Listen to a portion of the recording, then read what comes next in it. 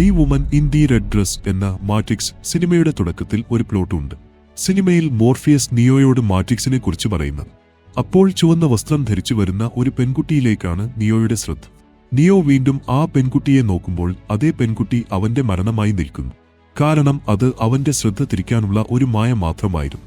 മാട്രിക്സിന്റെ ലോകത്തേക്ക് സ്വാഗതം. 100 വർഷം മുമ്പ് ലോകത്തിലെ എല്ലാ സന്തോഷങ്ങളും ഏതെങ്കിലും തരത്തിലുള്ള പരിശ്രമവുമായി ബന്ധപ്പെട്ടിരിക്കുന്നു. ആളുകൾ പരിശ്രമിച്ചില്ലെങ്കിൽ അവർക്ക് ആനന്ദം ലഭിക്കില്ല. കൃഷി ചെയ്തില്ലെങ്കിൽ ഭക്ഷണം കിട്ടില്ല. ദിവസം മുഴുവൻ ജോലി ചെയ്തില്ലെങ്കിൽ ശമ്പളം ലഭിക്കില്ല. നിങ്ങൾ വിവാഹിതനല്ലെങ്കിൽ നിങ്ങൾ ലൈംഗിക ബന്ധത്തിൽ ഏർപ്പെടില്ല.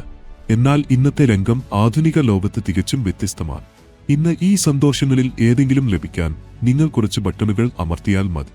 ഗെയിമുകൾ, സിനിമകൾ, സോഷ്യൽ മീഡിയ, അശ്ലീലം ഇവയെല്ലാം വിലകുറഞ്ഞ ഡോപാമൈൻ ഉറവിടങ്ങളാണ്. അത് നേടുന്നതിന് നിങ്ങൾ കഠിനാധ്വാനം ചെയ്യേണ്ടതില്ല. എന്നാൽ കാത്തിരിക്കുക, ചിന്തിക്കുക, ഇതെല്ലാം അങ്ങനെയല്ല സംഭവിച്ചത്. നിങ്ങളെ മാട്രിക്സിൽ കുടുങ്ങിക്കിടക്കുന്നതിനാണ് ഇത് രൂപകൽപ്പന ചെയ്തിരിക്കുന്നത്. സോഷ്യൽ പ്ലാറ്റ്ഫോമുകളുടെ അൽഗോരിതങ്ങൾ മാട്രിക്സിന്റെ ഭാഗമാണ്. അങ്ങേയറ്റം പ്രകോപിപ്പിക്കുന്ന ഉള്ളടക്കം ഇവിടെ കൂടുതൽ പ്രോത്സാഹിപ്പിക്കപ്പെടുന്നു. വിദ്വേഷത്തെക്കുറിച്ചും ഏകപക്ഷീയമായ കാര്യങ്ങളെക്കുറിച്ചും സംസാരിക്കുന്ന ആളുകൾ പെട്ടെന്ന് ജനശ്രദ്ധയിൽ വരുന്നു. ഉദാഹരണത്തിന്, നരേന്ദ്രമോദി ഒരു നല്ല രാഷ്ട്രീയക്കാരനാണെന്നും അദ്ദേഹത്തിന്റെ ജോലി എനിക്കിഷ്ടമാണെന്നും ഞാൻ ട്വീറ്റ് ചെയ്താൽ അപ്പോൾ എനിക്ക് മാന്യമായ പ്രതികരണവും ഇടപഴകലും ലഭിക്കും. പക്ഷെ ഞാൻ ഇങ്ങനെ ഒന്ന് ട്വീറ്റ് ചെയ്താലോ? ഇന്നുവരെയുള്ള ഏറ്റവും വലിയ രാഷ്ട്രീയക്കാരനാണ് നരേന്ദ്രമോദി. അവനെപ്പോലെ ആരും വന്നിട്ടില്ല, ആരും വരികയുമില്ല. ഇത് വിശ്വസിക്കാത്തവൻ ഒരു വിഡ്ഢിയാണ്.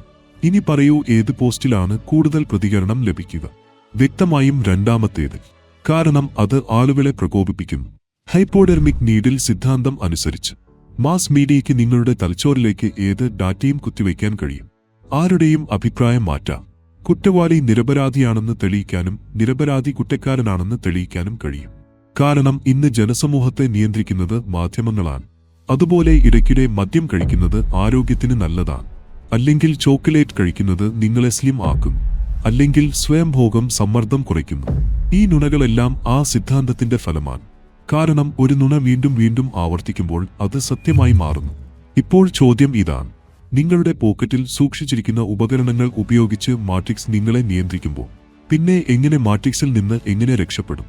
ഒന്നും കാര്യമാക്കേണ്ട എന്നതാണ് പരിഹാരം.